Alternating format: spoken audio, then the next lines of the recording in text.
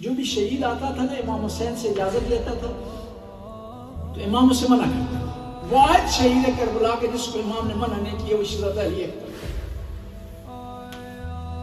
شہزادہ علی اکبر آئے امام حسین کی خدمت میں, کہا کہ مجھے اجازت دیں.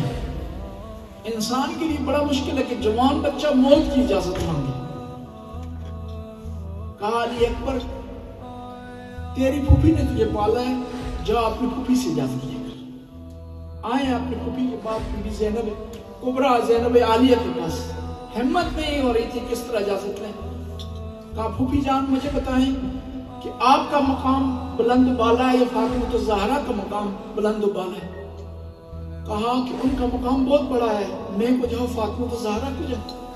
کہا جب ان کا مقام بلند ہے نا تو آئیں آج اپنے بیٹے علی اکبر کو فاطمہ کے بیٹے حسین پر قربان کر دیں. پھوپھی سے اجازت لیے آئے امام حسین کی خدمت میں. امام نے اجازت دی لیکن جوان بیٹا تھا برداشت نہیں کر سکے. علی اکبر چلے میدان کی طرف, امام حسین پیچھے پیچھے امام نے چلنا شروع کر دیا.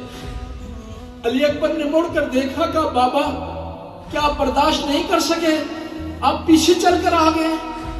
کہا علی اکبر بیٹا اگر تیرا جوان بیٹا ہوتا اور موت کی طرف جا رہا ہوتا تو میں تجھ سے پوچھتا کہ تو اسے کس طرح میدان کی طرف روانہ کرتا.